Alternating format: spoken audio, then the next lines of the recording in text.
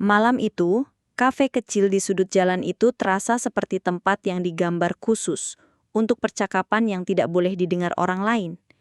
Lampu temaram, musik akustik yang volumenya pas, gak ganggu, tapi cukup buat menahan keheningan yang canggung.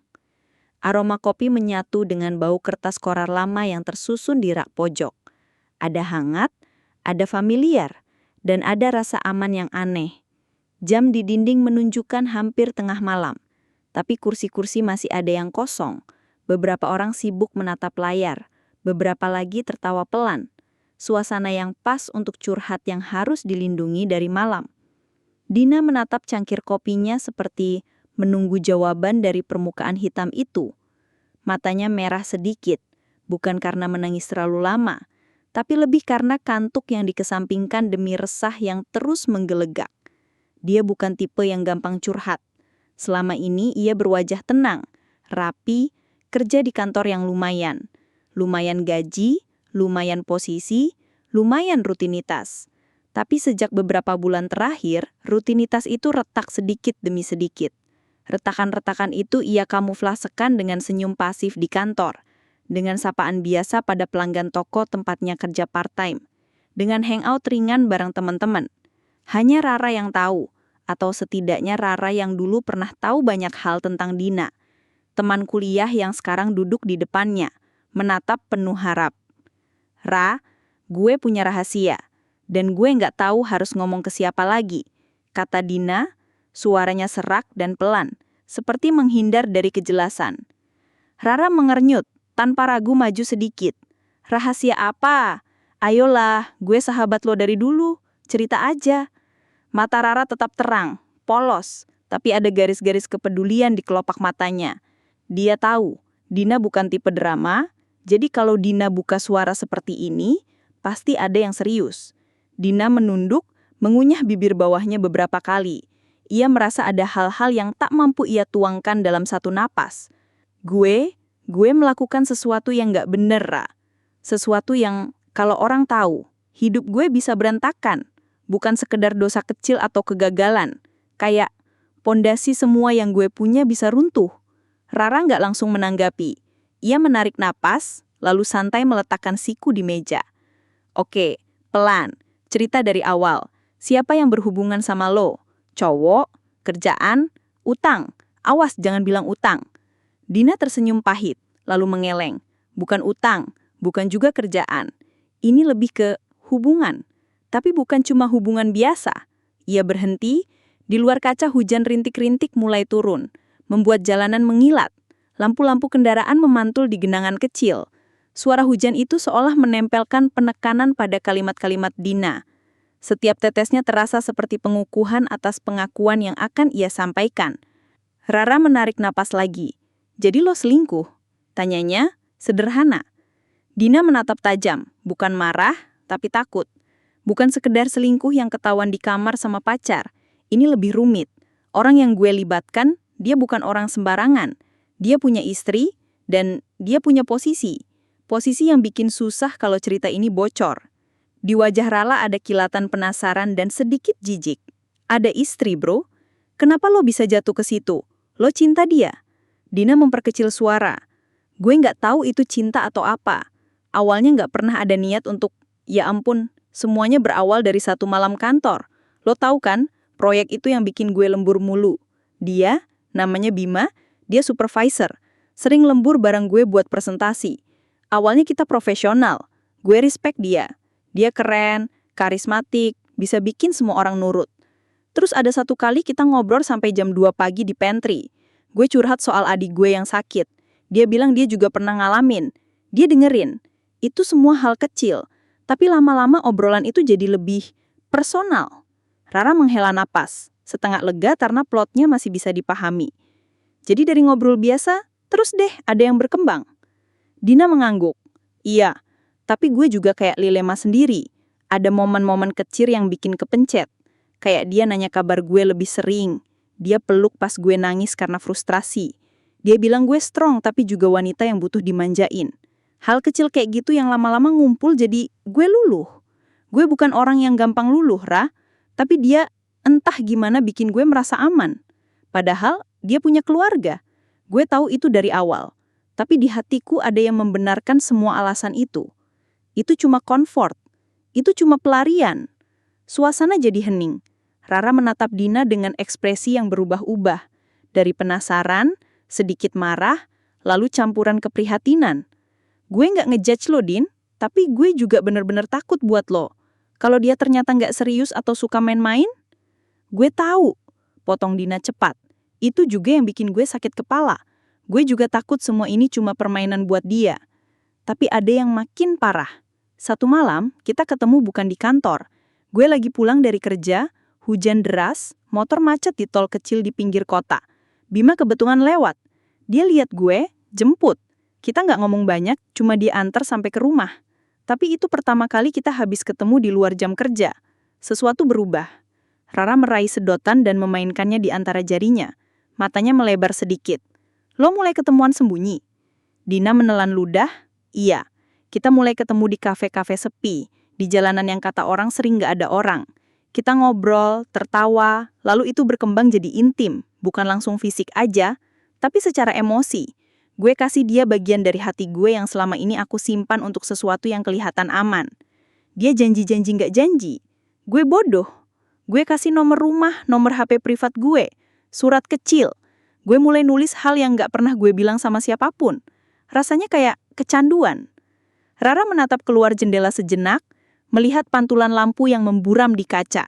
Tapi lo bilang hidup lo bisa berantakan. Mungkin maksud lo bukan cuma soal dia. Siapa lagi yang bisa ngerusak hidup lo? Dina menghela napas panjang sampai dadanya bergetar.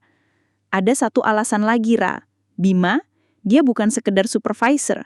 Dia juga salah satu orang yang bisa ngatur pemasukan klien besar ke perusahaan tempat gue kerja. Kalau ada masalah, kontrak bisa batal, klien bisa balik, reputasi bisa hancur. Dan yang bikin parah, dia punya akses ke banyak informasi. Dia tahu hal-hal yang orang lain nggak tahu. Informasi yang kalau jatuh ke pihak tertentu, bisa bikin masalah hukum untuk gue, atau setidaknya masalah besar di kantor. Gue takut dia bisa pakai itu untuk menekan gue. Rara merasa nasi di perutnya mendadak terasa aneh. Kalau dia tipe yang main paksa, lo bisa lapor, Din. Itu nggak bener. Jangan takut.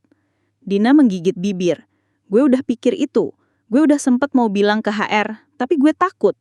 Karena bukti kita, kan lebih banyak bukti yang bisa memperlihatkan kalau kita memang terlibat. Dan kalau ini jadi masalah di perusahaan, bukan cuma dia yang kena. Ada nama gue, mungkin orang yang gue sayang yang bakal kena. Ditambah lagi, ada hal lain. Rara mencondongkan badan. Hal apa? Dina menutup wajahnya dengan tangan, napasnya pendek. Ketika ia berbicara lagi, suaranya hampir berbisik. Dia minta sesuatu. Dari awal itu nggak langsung. Dia mulai minta hal-hal kecil, terus naik. Awalnya minta kita ketemu lebih sering. Terus minta gue untuk ganti password email dia sekali waktu. Katanya untuk backup.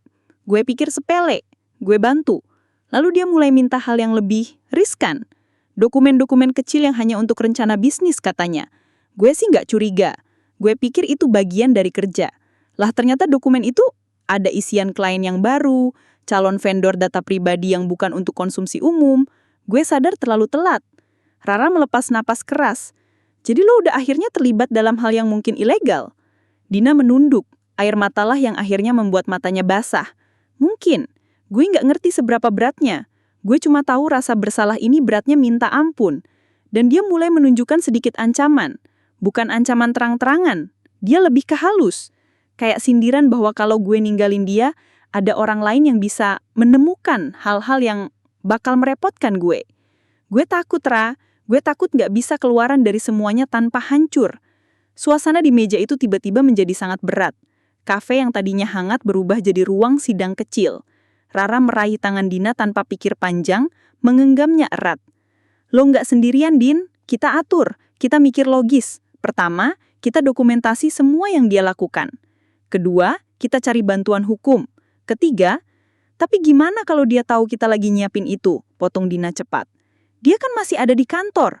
Dia mungkin bisa lihat perubahan sikap gue atau dia bisa masuk ke sistem perusahaan. Dia itu sumber informasi.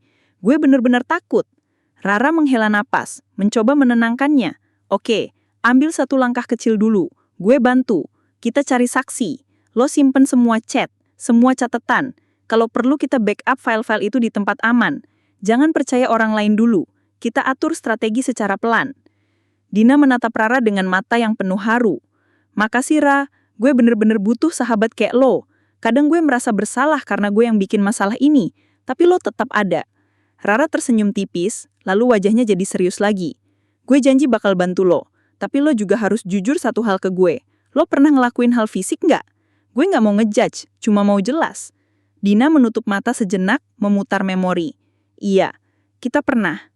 Itu adalah titik paling salah. Setelah itu, semua jadi rumit. Perasaan, janji-janji palsu, ancaman halus. Gue nyesel, Rah. Gue nyesel sampai nggak bisa tidur. Rara mengangguk, pelan. Oke, kita hadapin. Tapi ada hal lain yang mungkin lo belum bilang. Misalnya lo ngerasa... Malam itu, di kafe kecil yang lampunya temaram, suasana langsung berubah hening setelah Dina ngucapin kata-kata itu. Rara bahkan sempat nahan napas saking kagetnya. Gelas kopi di tangannya mendadak berasa lebih berat, dan dia taruh pelan-pelan di meja kayu yang udah agak usang. Dina cuma nunduk, matanya nggak berani ketemu pandangan sahabatnya. Hatinya kayak kebakar. Campuran rasa bersalah sama lega karena akhirnya bisa cerita. Lo gila, Din. Suara Rara pelan, tapi jelas banget terdengar nadanya gemetar. Lo sadar kan apa yang lo omongin barusan? Itu bukan hal kecil. Dina ngelirik sekilas, terus buru-buru balik lagi nunduk. Gue tahu, makanya gue bingung banget harus cerita ke siapa. Gue udah gak tahan, Ra. Rasanya kayak gue dicekik tiap hari. Pura-pura jadi istri baik, pura-pura jadi ibu sempurna, tapi hati gue kosong. Dan pas ada yang hadir ngisi kekosongan itu, gue kelewat batas. Rara nggak langsung jawab. Dia tarik napas panjang, terus nyender ke kursi. Di kepalanya berkecambuk, antara marah, kaget, kecewa, tapi juga kasihan. Dina itu sahabatnya sejak kuliah. Mereka pernah sama-sama susah bareng, ketawa bareng, nangis bareng. Sekarang dengar pengakuan kayak gini, rasanya kayak ditampar kenyataan bahwa hidup orang gak pernah seindah yang kelihatan dari luar.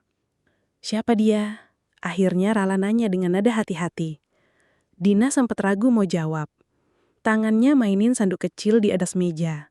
Bunyi gesekan logam sama kaca bikin suasana makin tegang. Dina cuma nunduk.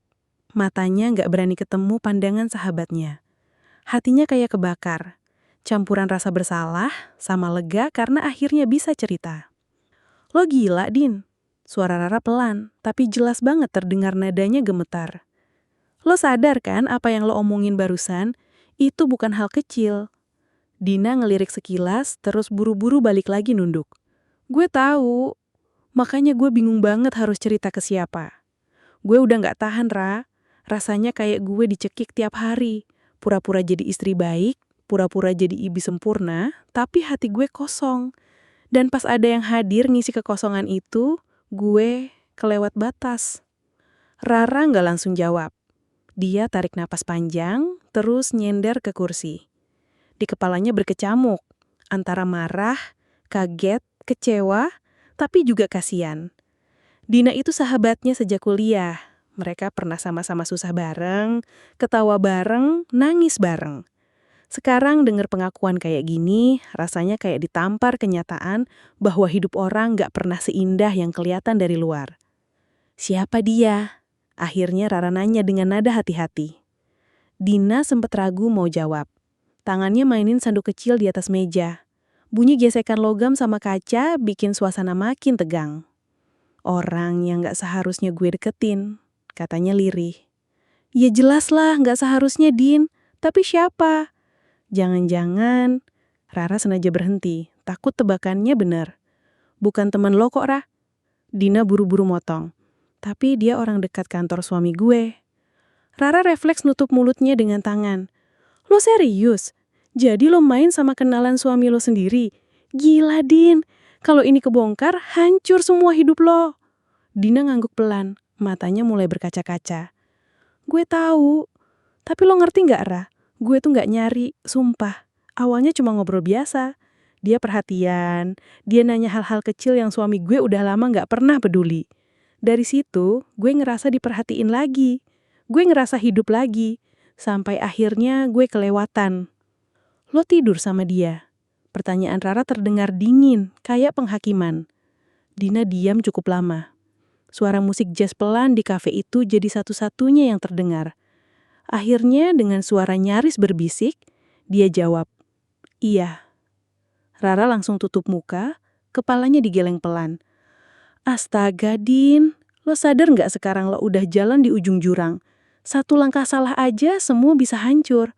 Suami lo, anak lo, bahkan nama baik lo sendiri. Air mata jatuh di pipi Dina. Dia cepet-cepet hapus, takut ada orang lain yang lihat. Gue nggak bangga sama ini, Rah. Gue nyesel. Tiap hari gue dihantui rasa bersalah. Tapi anehnya, bagian diri gue juga nggak bisa lepas. Karena sama dia, gue ngerasa hidup. Sama suami gue cuman kayak benda di rumah. Rara termenung lama. Hatinya berkecamuk. Antara mau marah besar atau rangkul sahabatnya biar nggak makin jatuh.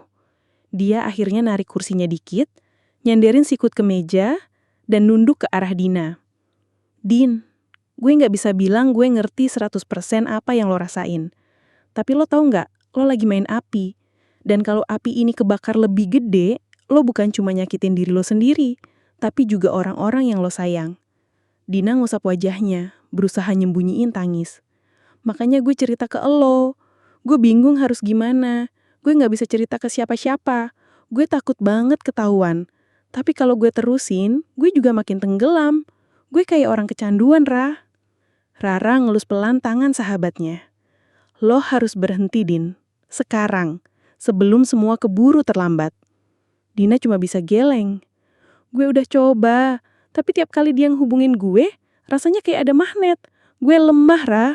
Gue nggak punya kekuatan buat nolak. Rara diam. Kata-kata Dina bikin dia makin resah. Ada sesuatu di balik cara Dina ngomong yang bikin dia sadar. Ini bukan sekedar hubungan selingkuh iseng. Dina udah kebawa perasaan. Itu jauh lebih bahaya. Lo jatuh cinta sama dia? Rara tanya dengan nada serius. Dina nggak langsung jawab, tapi air matanya cukup jadi bukti. Dia angkat kepalanya dikit, senyum getir muncul. Iya, Rah, gue jatuh cinta. Rara langsung nutup muka dengan kedua tangannya. Ya Tuhan, Din, lo bener-bener masuk terlalu jauh. Dina ambil tisu, ngelap air matanya yang udah merah. Gue tahu, dan gue nggak tahu harus gimana keluar dari semua ini. Kafe itu makin sepi, tinggal beberapa meja yang masih terisi. Lampu gantung di atas mereka bergoyang pelan kena angin dari AC, bikin suasana makin dingin. Rara tatap sahabatnya dalam-dalam, lalu dengan suara pelan tapi tegas dia bilang, kalau lo beneran gak bisa berhenti, Din, pada akhirnya bukan lo yang mutusin.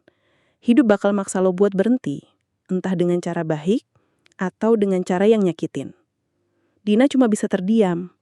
Kata-kata Rara nusuk banget di hatinya. Dan entah kenapa kalimat itu malah bikin bulu kuduknya merinding. Kayak sebuah pertanda yang gak enak. Malam itu, setelah pengakuan di kafe, obrolan mereka terus berputar. Soal rasa bersalah, soal ancaman, soal rindu yang gak mau pergi. Tapi di antara semua itu ada sisi yang Dina susah banget akui. Sisi yang bikin dia terus balik ke Ardi meskipun hatinya tahu itu berbahaya. Malam itu ia buka semua detailnya, satu persatu, sambil sesekali menahan napas seperti mau muntah rasanya. Namanya Ardi, teman kantor. Awalnya ia biasa aja. Kita sering ketemu pas training, pas rapat, abis itu sering chat soal kerjaan. Tapi lama-lama obrolannya bukan kerjaan lagi. Dia nanya soal kabar keluarga, soal masa lalu gue. Dia dengerin tanpa nyela. Itu barang langka buat gue, Rah. Suami gue dengerin sih, tapi kayaknya kurang paham gimana caranya ngerawat perasaan gue. Rara cuma bisa mengangguk. Dia tahu soal kosakata dengerin itu berbahaya kalau dilempar ke hati yang kosong. Banyak orang yang jatuh gara-gara cuma butuh didengar. Terus gimana bisa sampai lebih dari ngobrol? Tanyanya, nada suaranya pelan tapi ada rasa ingin tahu yang tajam. Dina menarik napas panjang. Malam Natal tahun lalu, suami gue lembur. Gue sendirian di rumah, anak tidur di kamarnya. Ardi ngabarin, nanya kabar. Dia bilang lagi dilema sama kerjaan. Kita telepon cuma buat curhat sebentar. Tapi di telepon itu dia bilang sesuatu yang bikin gue meleleh. Dia bilang dia kagum sama cara gue kuat ngejalanin semuanya. Dia bilang dia pengen ketemu cuma buat nemenin minum kopi sebentar. Katanya buat ngerelaksasi kepala. Gue nggak ngerti kenapa gue setuju. Mungkin karena lagi sepi, mungkin karena gue butuh perhatian. Dina menatap cangkir kopinya, memutar-mutar sendok. Ketemuan itu kayak pembuka jalan. Kita mulai sering ketemu, bukan selalu berdua di kafe, kadang di sela pulang kerja, kadang di tempat lain yang sepi. Kita ngobrol panjang. Dia lucu, bisa bikin gue ngakak sampai perut sakit. Dia ngerti film favorit gue, paham makanan yang gue suka. Pokoknya, dia nunjukin sisi hidup yang kelamaan mati di rumah. Rara menghela napas, matanya agak sayu.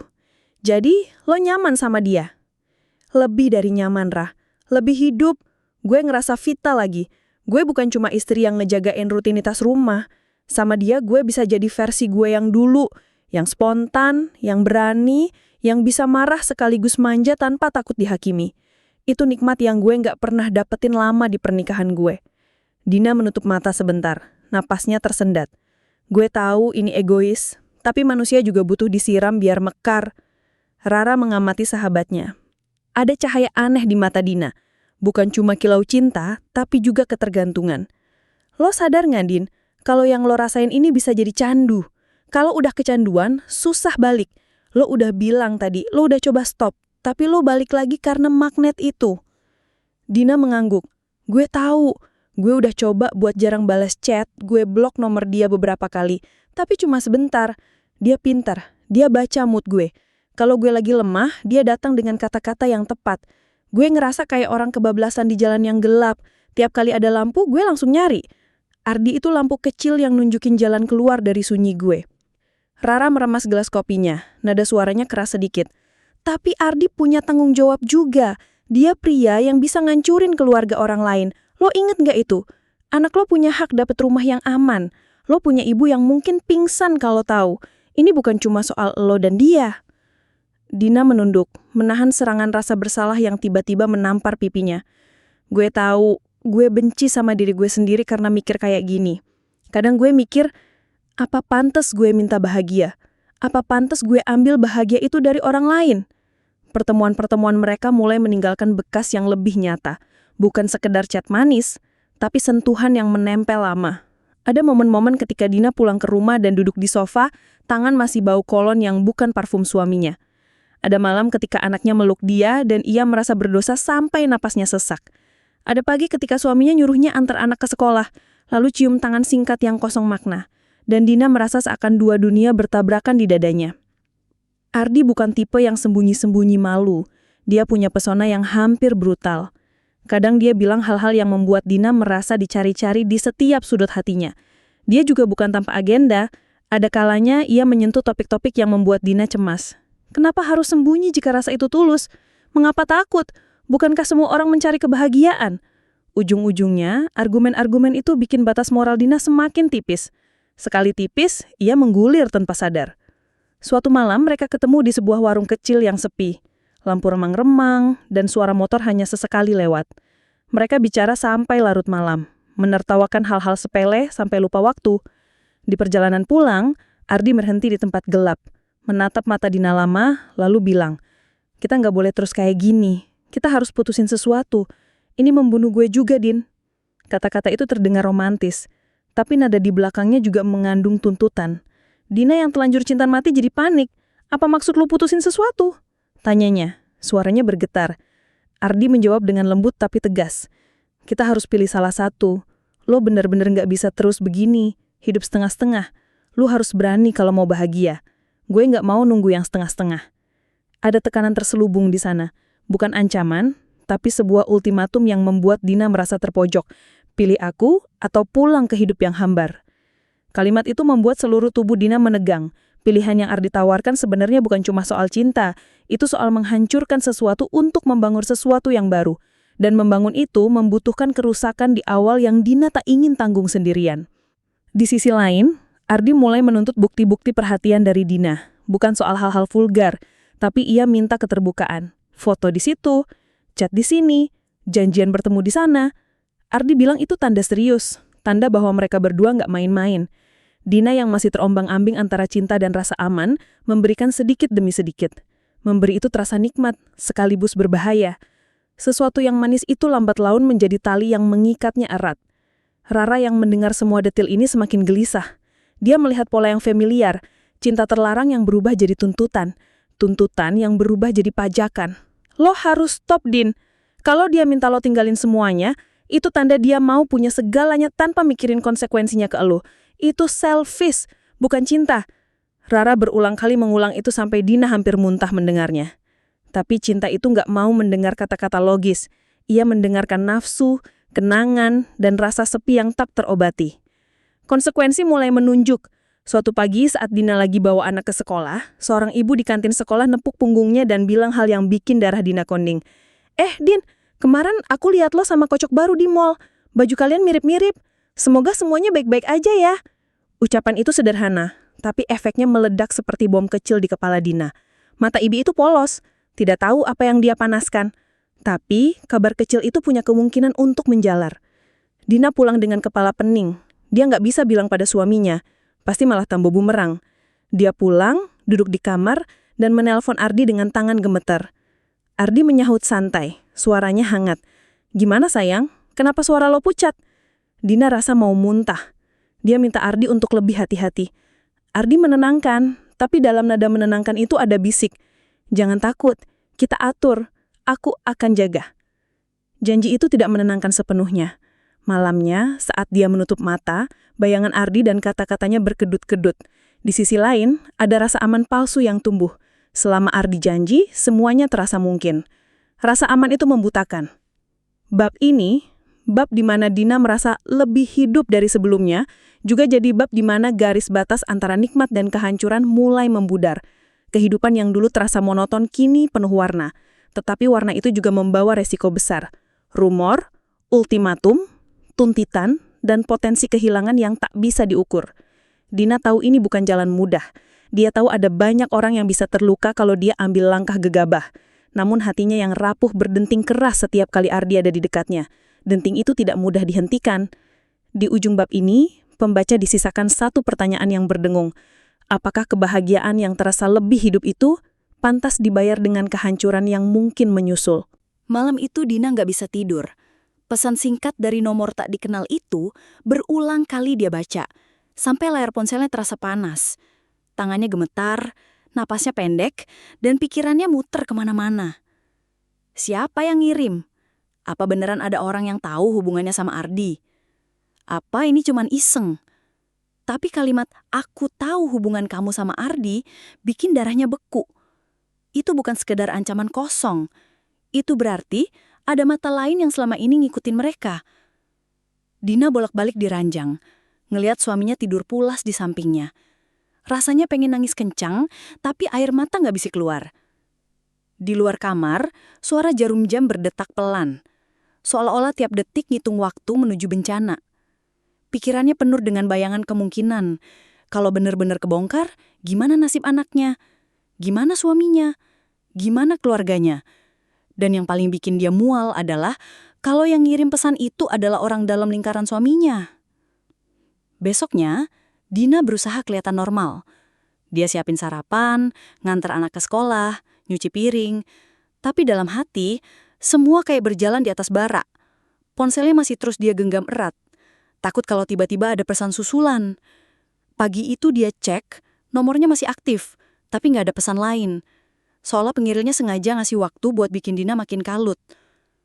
Sorenya, dia ketemu Rara lagi di kafe. Dina langsung tunjukin pesannya. Suara bergetar. "Ra, gue takut banget. Ada yang tahu. Gue nggak tahu harus gimana." Rara baca pesan itu, matanya melebar. "Astaga, Din, ini serius banget. Lo harus hati-hati, jangan gegabah. Bisa aja ini orang cuma nakut-nakutin, tapi bisa juga beneran ada yang ngikutin lo." Dina geleng pelan. "Gue ngerasa dia beneran tahu, Rah. Kata-katanya jelas banget, Rah. Dia nyebut nama Ardi. Itu bukan kebetulan. Dan sekarang gue nggak tahu harus ketemu apa enggak." Rara tarik napas panjang, terus neken tangan Dina. "Lo jangan sendirian kalau ketemu. Minimal kasih tahu gue. Gue bisa ngikutin dari jauh. Jangan pernah datang sendirian. Tapi Dina malah geleng lagi. Kalau gua nggak datang sendirian, takutnya malah dia makin marah, Rah. Dia minta gua sendirian.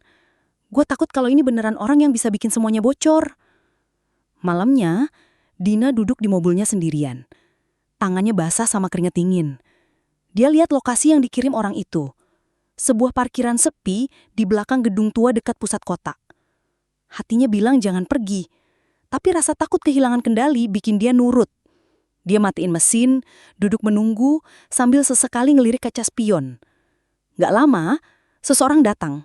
Bukan Ardi, bukan juga suaminya. Seorang cewek, mungkin sebaya dengannya, berdiri dengan wajah datar. Rambutnya dikuncir kuda, pakai jaket hitam, matanya tajam banget. Dia ngetok kaca mobil Dina pelan, terus ngomong. Keluar, kita perlu ngobrol. Dina ragu, tapi akhirnya buka pintu. Suaranya bergetar. Lo siapa? Apa yang lo mau dari gue? Cewek itu nyinyir tipis. Gua gak siapa-siapa, tapi gua tahu semua. Gua lihat lo sama Ardi beberapa kali. Lu pikir lu bisa sembunyi? Dunia ini sempit, Din. Apalagi lu main sama orang yang gak seharusnya. Dina ngerasa jantungnya mau copot. Tolong, jangan kasih tahu siapa-siapa. Gua mohon. Cewek itu melipat tangan, tatapannya dingin. Tergantung, semua ada harganya. Gua nggak main-main, Din. Kalau lo bener-bener sayang sama hidup lo yang sekarang, lo harus nurutin gua. Dina langsung pucat. Maksud lo? Apa? Cewek itu senyum miring. Tenang aja, gua nggak bakal minta yang aneh-aneh. Tapi mulai sekarang, lo harus siap kalau gua hubungin. Gua punya sesuatu yang bisa lo bantu. Kalau lo nolak, besok pagi suami lo bakal tahu semua. Dina nyaris pingsan di tempat. Rasanya kayak ditarik masuk ke dalam jurang gelap. Rahasia yang selama ini dia jaga rapat-rapat, sekarang ada di tangan orang asing. Dan satu kalimat cewek itu bikin bulu kuduknya berdiri. Mulai malam ini, hidup lo udah bukan milik lo sendiri, Din. Lo di bawah kendali gua. Seketika, Dina sadar. Selain rasa bersalah, sekarang ada ancaman nyata yang bisa ngancurin semuanya.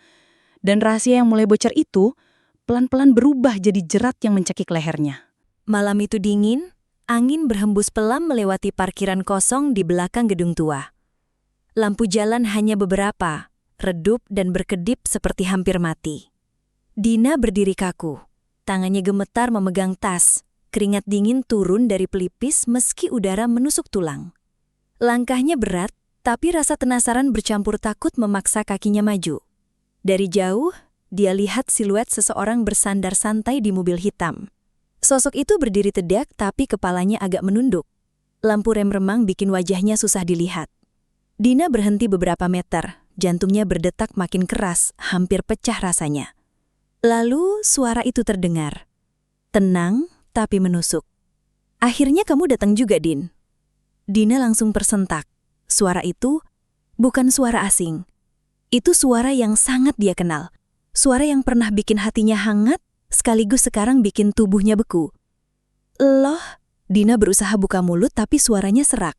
Kok bisa tahu semua ini? Sosok itu pelan-pelan tegakkan kepala. Dari kegelapan muncul senyum tipis, senyum yang gak ramah. Kamu pikir selama ini aku gak sadar? Aku tahu semuanya dari awal. Dina mundur setapak, tubuhnya lemes. Gak mungkin, gue cuma cerita ke satu orang. Gimana lo bisa tahu? Apa lo? Suaranya patah. Dia nggak sangkut nerusin. Mata Dina berkaca-kaca, bibirnya bergetar. Tangannya gemetaran, pengen lari, tapi kakinya nggak bisa digerakin. Apa? Dina akhirnya bisa bersuara, hampir kayak bisikan. Apa yang bakal lu lakuin ke gue? Sosok itu melangkah pelan ke depan. Langkahnya berat tapi pasti. Semakin dekat, wajahnya mulai jelas. Pandangannya dingin, menusuk. Aura yang dipancarkan bukan marah meledak-ledak, tapi marah yang disimpan lama, marah yang mematikan.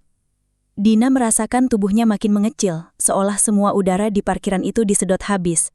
Tolong, jangan, ucapnya, suara nyaris hilang. Sosok itu berhenti tepat di depannya, wajahnya kini kelihatan jelas. Dina membeku. Dan tepat sebelum Dina bisa teriak, layar seakan padam, gelap. Cerita berhenti di situ. Sampai detik itu, nggak ada yang tahu siapa sebenarnya orang yang berdiri di depan Dina. Ardi, suaminya, atau seseorang yang lebih dekat dari dugaan? Semua kemungkinan terbuka tapi jawaban sengaja ditahan di udara. Dan malam itu, rahasia Dina resmi jadi misteri yang gak ada kepastian. Menggantung antara kebohongan, cinta terlarang, dan ancaman yang bisa meledak kapan aja.